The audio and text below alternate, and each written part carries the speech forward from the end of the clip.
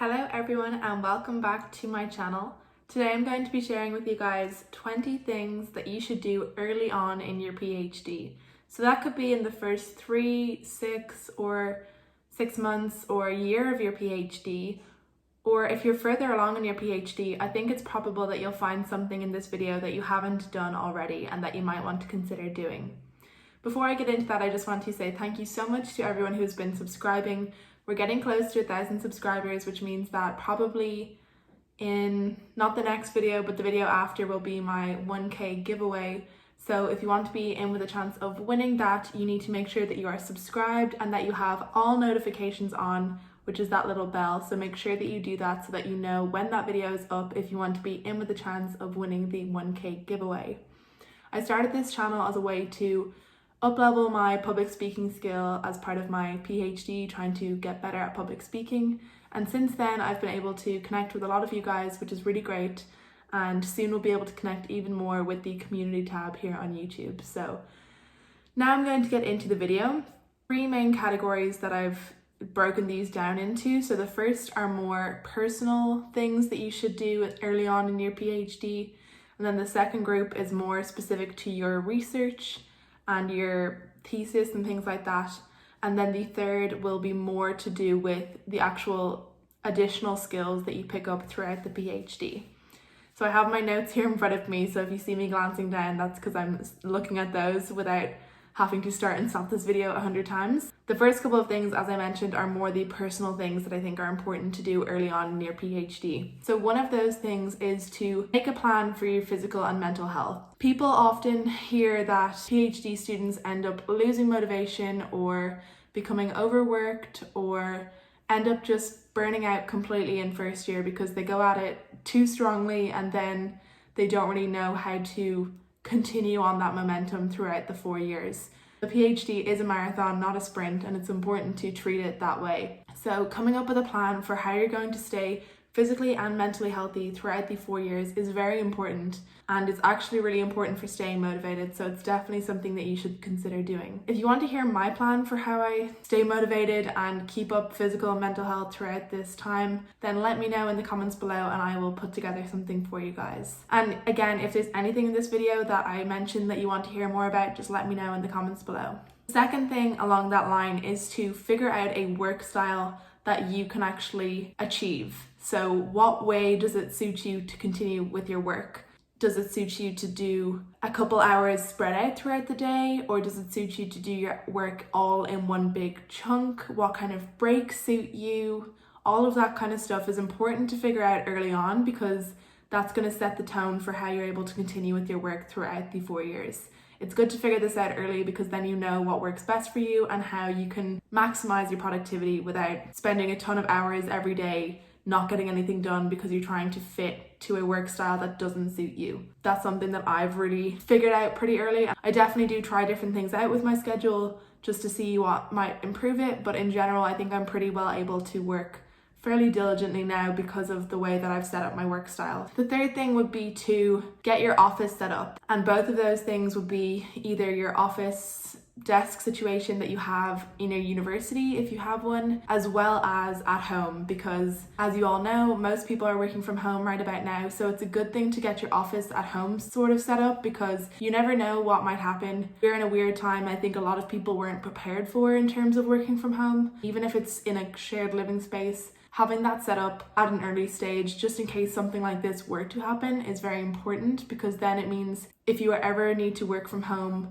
unexpectedly, you know what you need to do. And the fourth sort of personal thing would be to set up a budget. As you might know, PhD students are notoriously penniless in some way. Obviously, most people do get some form of income from the university or a scholarship, or they work to subsidize their income. Obviously, we have some form of money, but it is a lot less than a lot of people who would have gone to get jobs following their bachelor's or master's degree. So it's important to be aware of that. If you haven't started your PhD, definitely this would be a good thing to do before you start. Determine if you can actually live off the amount that you would be getting for your PhD. So then the next couple of things I'm going to talk about are more to do with your research and your topic and stuff like that. So along those lines, the first thing that it's important to do early on is to identify the main research researchers in your area, the main papers related to your research, and do sort of this mini lit review at the beginning of your PhD, just so you can get a general understanding of sort of where the field is at the moment. And that might be something that your supervisor can help you with if they work closely in the same area as you, that they will have an understanding of what still needs to be done. And you probably have some understanding of that from deciding your topic and coming up with your proposal, that you should have some understanding of how the field is at the moment. But it's definitely important to identify those key areas, key researchers, and to know what needs to still be done, because that's what's going to form the basis of your thesis. Start thinking about what kind of projects would it be good to do now, what things can you get started on, what things actually would need more time because you need to do more data collection and things like that. Understanding those things early on is very helpful to get you to a place where you can start working on papers earlier rather than waiting till your second or third year to start working on papers. Another thing that it's important to do is to identify the main conferences and journals for your research area, because that way you know what kind of places you're expecting to publish your work. And that can be done either by looking up conferences related to your specific area, or you can look at your supervisor and their past research students. Where did they publish? What kind of journals and conferences do they typically publish to? And which of those would be more relevant to your research topic? This is important because it really helps you to plan out your first couple of years of where you expect to be publishing, when you expect to be publishing. And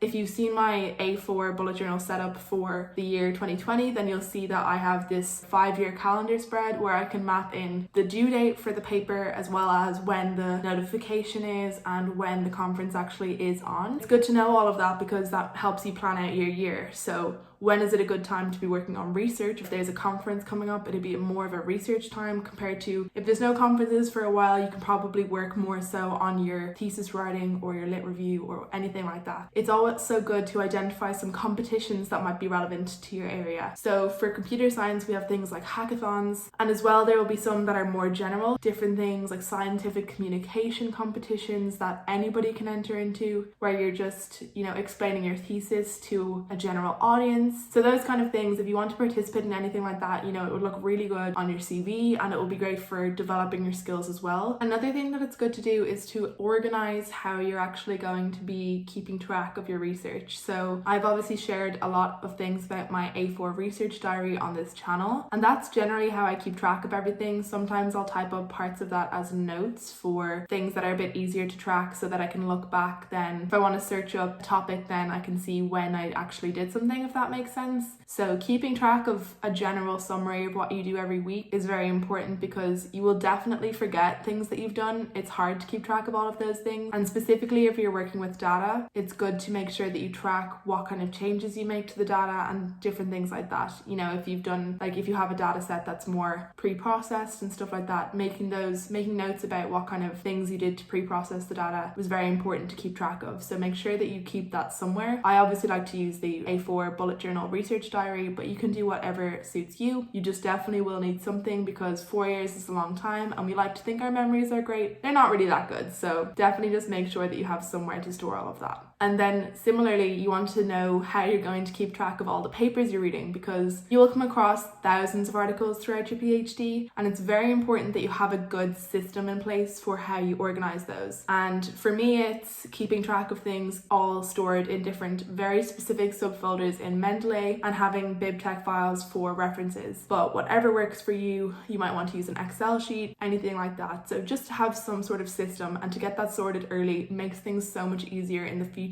because even there's lots of people who have all these jumbled bits of documents everywhere and then they have to go back and sort through all of that, and it's a lot easier if you just come up with a concise system early on. And then as well, a good thing to do early would be to learn how to use latex, because it's so much easier than trying to reformulate all your headings and all of your citations every time you want to. If you've changed how you're going to submit something to a different journal or a different conference, or maybe they've changed their referencing style, something like that, it just makes things so much more difficult when you have to go and change those all by hand. Whereas latex, you upload the file that it knows what to do, and you just have to write and it all sorts everything out for you. So it's just so easy. And like, having written my master's thesis not in LaTeX, now working with LaTeX is such a joy. It's so much easier. Even though there's parts of it I really don't like, there's definitely so much to be gained from it, even just to do with referencing and headings and all of that kind of thing. Another thing that's important early on is figuring out how your supervisor works. So what do they want to know when you're in a meeting with them? And I was lucky because my supervisor just straight up told me they're more results focused. They just like to hear about results, and that totally makes sense from a researcher standpoint, because you can come up with all these things, but if you haven't tried it out and you haven't come up with any initial results, then there's not going to be that much to talk about until you go and do that. So you might as well just do it and then be able to say, I did this, it worked, it didn't work. So that's something good. It means I always know how to approach them. Getting that sorted means your whole 4 years will be a lot easier. So definitely worth doing. And the last thing in this sort of research area would be to write your abstract. So this is for your entire thesis, and people really aren't sure about writing it early, but I did a whole video about what to include in your abstract and why you should do it early. It's very motivational and it helps you stay on track. So I do highly recommend it. If you want to know more about that, do check out the video that I'm talking about. I'll have that linked for you down below. So then the next set of things will all be relevant to general skills and the specific skills that you're going to learn throughout doing a PhD. So first thing you need to do is catch up on the area. So if you have any skills that are slightly lacking, so for me in my PhD, it's all in machine learning, but there's a lot of people that have joined the course from more of an engineering background and they don't have the necessary applied statistics skills. So they had to do more work on that. I had to do a bit more work on my programming. Other people will have to do a bit more work on their general statistics, so like experimental design and things like that. So you have some time in the beginning to take the courses that you need to and get on top of those specific skills that you're going to actually need to work on your research. So definitely good to do that early, because then you'll have a much easier time later on. As well, you can kind of catch up on some more general research skills as well. So we had the opportunity to take some workshops, which you might have as well, or you could maybe find some online courses. Generally there's some free online courses or YouTube videos, things like that, in general research things such as scientific communication, research ethics, research integrity, entrepreneurship, GDPR, all of those things that are pretty relevant to researchers, and it's just good to have a general understanding of them when you begin your research. So I highly recommend that. I do feel like it helped me a lot to have those in the beginning. Another thing that is important to do is to make a plan for how you're going to complete your credits, if you have credits to complete, or what kind of classes you're going to take, or what classes you're going to be doing demonstration or TA hours for. So part of my PhD is that I have to take 30 credits, which is about 6 classes, and as well I don't have to do any teaching hours, but it's highly recommended because obviously it helps if you want to go and become a lecturer or a postdoc in the future, but as well it's good for leadership and developing that skill. So it is just generally good to do, and it's a little bit of extra income, so I'm not going to turn that down. I'm sure you understand. I do that anyways, but it's good to make a plan for what kind of classes you want to be doing. For my PhD as well, we have stage 1 and stage 2. So within 18 months you need to do your stage 2 transfer, and part of that is showing that you have a plan for your credits and a plan for your teaching hours as well as your transferable skills. So I did do a whole video about what kind of transferable skills you can expect to learn as a PhD student, and I also have a video about how I keep track of those, like on my development of those. So definitely recommend checking out those videos if you don't know what I mean when I'm talking about transferable skills. But as I mentioned, I have to develop those as part of my PhD, but I highly recommend you do as well, even if you don't have to, because they're highly employable skills, and if you're looking to work either in academia or outside of academia, all of those skills are going to be very, very important for you to develop. So as well, some of that will be to do with networking. So social media is a great way to get out there and meet other researchers. So things like Instagram, Twitter, things like that. I obviously have this YouTube as well, but I do have an Instagram and Twitter, both of which my handles are Ciara X Feely, and that's just a great way to meet other researchers as well as to share things about your research. So in today's world, I think people often feel they can't really connect with scientists. So as researchers, it is important to be getting yourself out there and sharing your research in some way, or at least sharing that you are a researcher. So for me, being a woman who is doing a PhD in a STEM subject, it is important, I feel, to be a face of that, to show future generations that you can do a STEM subject as a woman. It's completely possible. there are other people doing it. So I do think that's important. One thing you could do is to set up a LinkedIn page, and that would be good for meeting other researchers as well as different companies, people that would be good to work with, people that you can collaborate with in future. So then the last two things that are relevant to this kind of area of developing skills and stuff like that would be making a career plan for yourself. So understanding where your PhD is going to leave you career-wise and what kind of things you can do along the way to develop your career, advance your career. And one of those things obviously would be working on your transferable skills and developing general research skills, participating in some of the competitions that I mentioned, publishing, different things like that, but having an understanding of how you want your career to advance from doing a PhD and what way you want your career to be going after your PhD is an important thing. Another thing that comes along with that is making a CV for yourself. So that's something that can be done in a way that's almost motivational. So what I have done is set up a CV for myself that is what I hope my CV will look like after the PhD. So all of the things that I want to do throughout these 4 years that will hopefully advance my career. And that way I always have somewhere to look, so I know that I'm working towards something and I know what I need to do to develop myself further. And definitely some of the things I mentioned, the competitions, publishing, transferable skill development, all of that kind of stuff would be important things to put on your hopeful CV. But as well, you can develop that throughout the years, and it's definitely an important thing to have for after your PhD. That is it for this video, guys. I really hope it was helpful, even if you are not in the early stages of your PhD. I hope you found at least something that was useful, or at least something that you haven't quite done yet that you might consider doing. So I really hope you enjoyed this video. If you did, be sure to give it a thumbs up because that really helps me out. Be sure you are subscribed and have the notification bell onto all notifications so that you know when that competition is up. Thank you guys so much for watching, and I will see you in the next video.